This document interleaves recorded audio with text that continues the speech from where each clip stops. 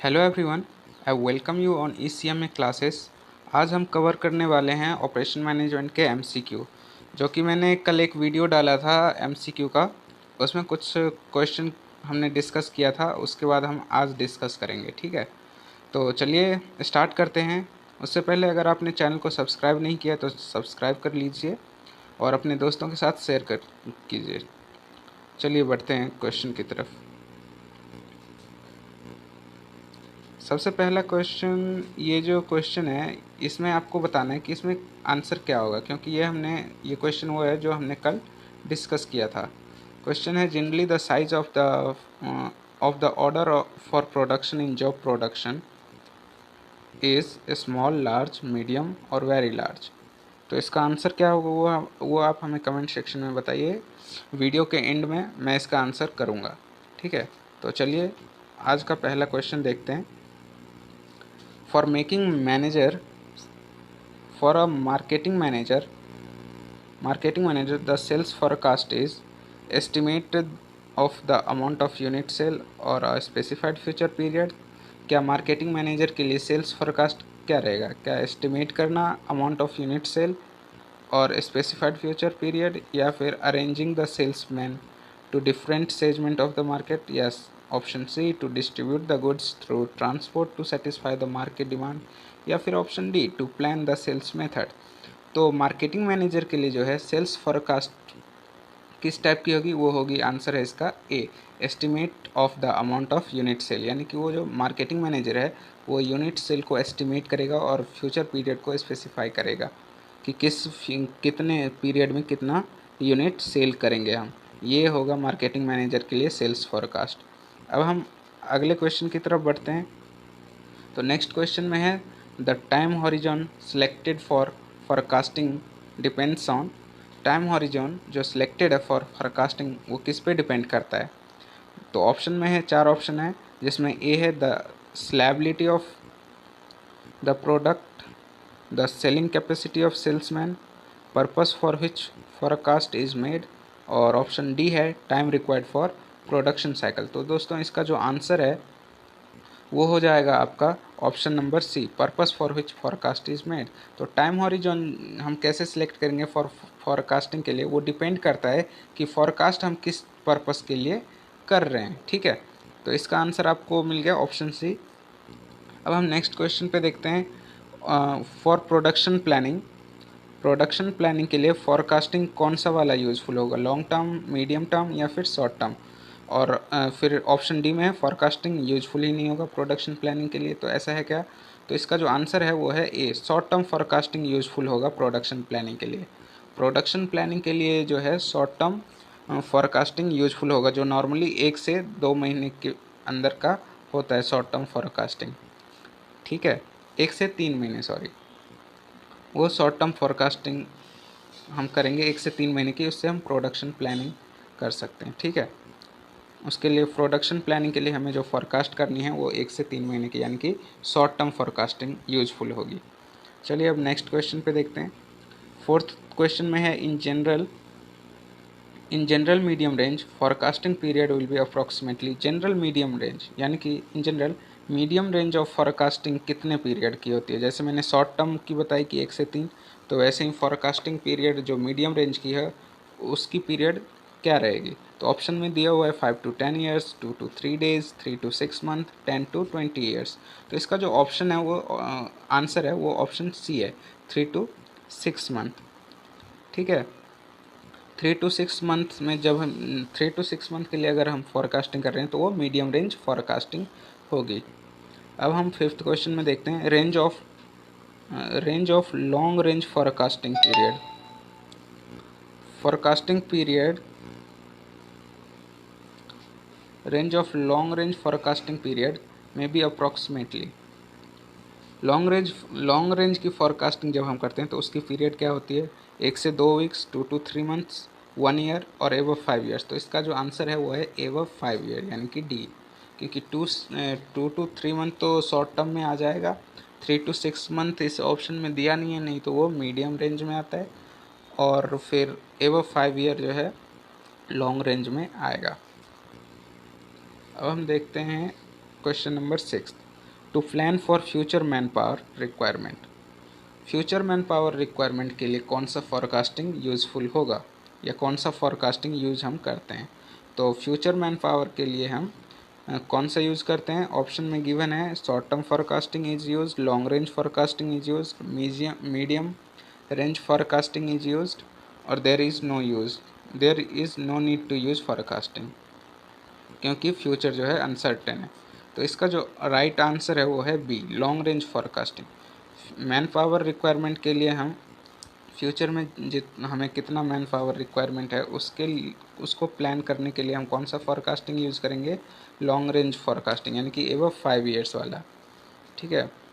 और production planning के लिए हम शॉर्ट टर्म यूज़ करते थे, याद रखिएगा।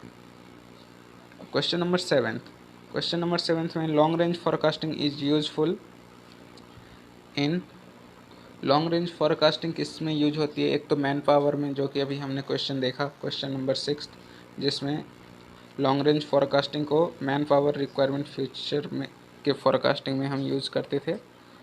अब 7th में पूछा है लॉन्ग रेंज फॉरकास्टिंग किस में यूज होगी।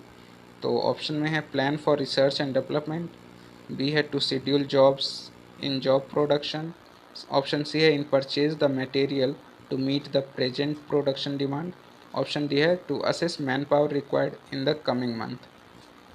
तो इसका जो आंसर है वो है A, plan for research and development. चलिए आगे बढ़ते हैं। Medium range forecasting is useful in, medium range की फॉरकास्टिंग कितने महीने की होती है, मैंने पिछले क्वेश्चन में डिस्कस किया था। 3 to 6 मंथ वाले को हम मीडियम रेंज फॉरकास्टिंग बोलेंगे। तो उसी से रिलेटेड एक क्वेश्चन है, मीडियम रेंज फॉरकास्टिंग किस में यूज की जाएगी। तो ऑप्शन है option A to assess the loading capacity of the machine, option B to purchase materials for next month, option C to plan for capacity adjustment, option D to decide whether to receive production order और not. तो इसका जो answer है वो है C, to plan for capacity. Capacity को adjustment के लिए हम मीडियम रेंज की फॉरकास्टिंग कर सकते हैं। उसके बाद question number 9, to decide workload for man and machine, workload for man and machine को डिसाइड करने के लिए हम कौन सा फॉरकास्टिंग करते हैं, मीडियम रेंज की या फिर शॉर्ट टर्म की या फिर लॉन्ग रेंज या फिर अ combination of long range and medium range. तो इसका जो आंसर है वो है बी, शॉर्ट टर्म फॉरकास्टिंग हम यूज़ करते हैं workload for man and machine को डिसाइड करने के लिए कि क्या रहने वाली है। ठीक है।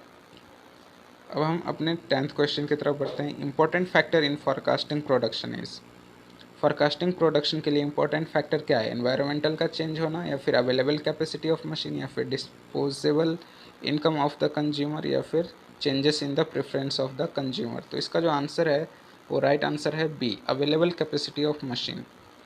फॉरकास्टिंग प्रोडक्शन, क्योंकि प्रोडक्शन तो मशीन से ही होगी, तो प्रोडक्शन की फॉरकास्टिंग के लिए इंपॉर्टेंट फैक्टर क्या होगा, अवेलेबल कैपेसिटी, मशीन की कितनी अवेलेबल कैपेसिटी है, उस हिसाब से हम फॉरकास्ट करेंगे। अब क्वेश्चन नंबर 11 देखते हैं। एप्लीकेशन ऑफ टेक्नोलॉजी और process to the raw material to add use value is, application of technology और process to the raw material to add use value is known as product, production, application of technology, combination of technology and process। तो इसका जो right answer है वो है B, production. अब question number 12, in production by disintegration the material undergoes, in production by disintegration the material undergoes change in economic value only, change in physical and chemical characteristic या change in technology only या none of the above। तो इसका जो answer है वो होगा B, जब हम मटेरियल को डिसइंटीग्रेट करेंगे प्रोडक्शन में तो उसमें क्या चेंजेस आएगा, तो वो फिजिकली भी चेंज हो जाएगा, केमिकल कैरेक्टरिस्टिक भी उसके चेंज होंगे। तो इसका आंसर इसलिए बी है। अब हम क्वेश्चन नंबर 13 पे देखते हैं। The desired objective of production, production का desired objective and operation management का क्या है। Desire objective of production and operation, production and operation management का डिजायर्ड ऑब्जेक्टिव हमें बताना है। तो ऑप्शन है ए, ऑप्शन में है use cheap machinery to produce, product को प्रोड्यूस करने के लिए सस्ती मशीनरी को यूज़ करना, या फिर टू ट्रेन अनस्किल्ड वर्कर को ट्रेन करके गुड्स को मैन्युफैक्चर करना परफेक्टली, या फिर optimal utilisation of available resources. तो इसका तो आंसर ही यही होगा, optimal utilisation of available resources, क्योंकि गुड प्रॉफिट अर्न करना कभी भी ऑब्जेक्टिव नहीं होगा प्रोडक्शन एंड ऑपरेशन मैनेजमेंट का। ठीक है, उन प्रोडक्शन और ऑपरेशन मैनेजमेंट का ऑब्जेक्टिव हमेशा ये रहेगा ऑप्टिमल यूटिलाइजेशन ऑफ अवेलेबल, जितना भी रिसोर्स हमारे पास अवेलेबल है उसका बेहतर यूज हम कैसे करेंगे। ठीक है, तो ये हमारा हमेशा ऑब्जेक्टिव रहेगा प्रोडक्शन एंड ऑपरेशन मैनेजमेंट के लिए। अब बढ़ते हैं नेक्स्ट क्वेश्चन की तरफ। तो question number 14, the scope of production planning and control. Production planning and control का स्कोप क्या है? Limited to production of products only है, या फिर limited to production of services only है, या फिर limited to production of services and products only, या फिर unlimited, can be applied to any type of activity. तो प्रोडक्शन प्लानिंग एंड कंट्रोल का जो स्कोप है वो आंसर है डी, अनलिमिटेड। कहीं भी किसी भी एक्टिविटी में आप इसको कर सकते हो, प्लानिंग एंड कंट्रोल को।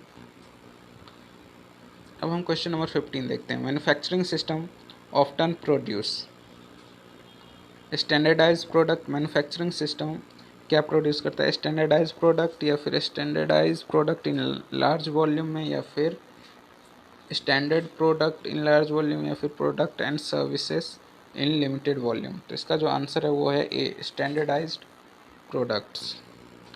Question number 16, the difference between product system and project system. Product system and project system में डिफरेंस बताना है। तो इस ऑप्शन में से कोई एक सही है, तो आप ध्यान से पढ़िए। Option number A, project system the equipment and machinery are fixed. Project system में जो है इक्विपमेंट और मशीनरी फिक्स्ड होती है, वेयर एज प्रोडक्ट सिस्टम में दे आर मूवेबल। क्या ये आंसर सही है? नहीं। B, in product system the machinery and equipment are fixed and in project system they are not fixed. यानी कि प्रोडक्ट सिस्टम में मशीनरी और इक्विपमेंट फिक्स्ड होते हैं, लेकिन प्रोजेक्ट सिस्टम में वो फिक्स्ड नहीं होते। वहीं पर सी की बात करें तो सी में है project system produce only standardised product and product system produce only unstandardised product. वहीं पर ऑप्शन डी में है products can not be stocked whereas project can be stocked. तो इसका जो आंसर है वो है बी। हो सकता है ऑप्शन में कुछ और दे, जहाँ पर हम बुक थ्योरी में पढ़ेंगे कि प्रोडक्ट सिस्टम और प्रोजेक्ट सिस्टम में क्या डिफरेंस है, तो वहाँ पे 4-5 डिफरेंसेस बताए गए, उसमें से कोई भी एक डाल सकता है। तो यहाँ पर एक ये है option number B, in product system में मशीनरी एंड इक्विपमेंट फिक्स्ड होते हैं, वहीं पे प्रोजेक्ट सिस्टम में वो फिक्स्ड नहीं होते हैं। ठीक है, तो ये डिफरेंसेस था product system and project system का। ये एक डिफरेंसेस है, बाकी 4-5 और भी हैं, वो आपको थ्योरी में पढ़ना है, ये ऑब्जेक्टिव था। अब हम क्वेश्चन नंबर 17 पे देखते हैं। Most important benefit to the consumer from efficient production system. Consumer from efficient production system से मोस्ट इंपॉर्टेंट बेनिफिट क्या है? He can save money, he will have product of his choice easily available, he gets increased used value in the product, he can get the product on credit। तो इसका जो answer है वो है सी, he gets increased use value in the product। तो most important benefit है consumer के लिए फ्रॉम एफिशिएंट प्रोडक्शन सिस्टम से। जब प्रोडक्शन सिस्टम एफिशिएंट होगा तो कंज्यूमर को ज़्यादा बेनिफिट क्या होगा? उसको ज़्यादा इंक्रीज्ड यूज़ वैल्यू मिलेगी इन द प्रोडक्ट में।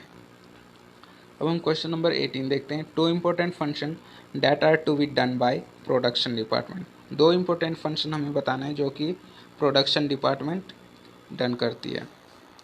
तो ऑप्शन ए है फॉरकास्टिंग, ऑप्शन बी कॉस्टिंग, सी है शेड्यूलिंग एंड लोडिंग, और डी है इंस्पेक्टिंग। तो दो इम्पोर्टेंट फंक्शन जो हैं जो प्रोडक्शन डिपार्टमेंट करती है वो है scheduling and loading. Production department का काम है शेड्यूलिंग एंड लोडिंग का। ठीक है, अब नेक्स्ट क्वेश्चन देखते हैं। Fixing the flow lines of material in production. Fixing the flow lines of material in production is known as scheduling, loading, planning, routing. तो इसका जो आंसर है वो है routing. Fixing the flow line of material in production में जो हम उसको जानते हैं वो रूटिंग के नाम से। अगर flow lines of material production में फिक्स किए जाते हैं तो उसको हम बोलेंगे रूटिंग। अब question number 20, the act of releasing the production document to the production department act of releasing the production document को रिलीज करना किसके लिए? प्रोडक्शन डिपार्टमेंट के लिए। उसको क्या कहा जाएगा? प्लानिंग, रूटिंग, डिस्पैचिंग या रिलीजिंग? तो इसका जो आंसर है वो है डिस्पैचिंग। डॉक्यूमेंट को जब हम प्रोडक्शन डिपार्टमेंट को डॉक्यूमेंट्स को डिस्पैच करेंगे तो उसको डिस्पैचिंग ही बोलेंगे। ठीक है। Question number 21, the activity of specifying when to start the job and when to end the job. वो एक्टिविटी जो स्पेसिफाई करे कि कब हमें जॉब को स्टार्ट करना है और कब एंड करना है, उसको हम कैसे जानते हैं? तो उसका जो आंसर है वो है बी, शेड्यूलिंग के नाम से। हम ऑफकोर्स शेड्यूलिंग करेंगे कि हमें कब स्टार्ट करना है और कब एंड करना है, तो उसी को तो शेड्यूलिंग बोलेंगे। तो the activity of specifying when to start the job and when to end the job is known as scheduling. Question number 22. In an organization, the production planning and control departments. Organisation में production planning and control department किसके under में आएगा? Planning department के, manufacturing department के, या फिर personal department के, या फिर R&D डिपार्टमेंट के? तो आप क्वेश्चन को पढ़ो। Organisation the production planning and control department. Production planning है और कंट्रोल डिपार्टमेंट, तो ये किस में जाएगा? Production planning and control department जो है मैन्युफैक्चरिंग डिपार्टमेंट में जाएगा, उसके अंदर आएगा। ठीक है। अब question number 23, in job production system we need. Job production system में हमें किस चीज़ की ज़रूरत होती है? मोर अनस्किल्ड लेबर की, या फिर स्किल्ड लेबर की, या फिर सेमी स्किल्ड लेबर की, या फिर ओल्ड पीपल की? तो जॉब प्रोडक्शन में हमें स्किल्ड लेबर चाहिए। ठीक है। जॉब प्रोडक्शन सिस्टम में हमें क्या चाहिए? Skilled labour. तो ये क्वेश्चन याद रखना, हो सकता है पूछे। Question number 24, in continuous manufacturing system we need. Continuous manufacturing system एक क्वेश्चन मैंने कल भी डिस्कस किया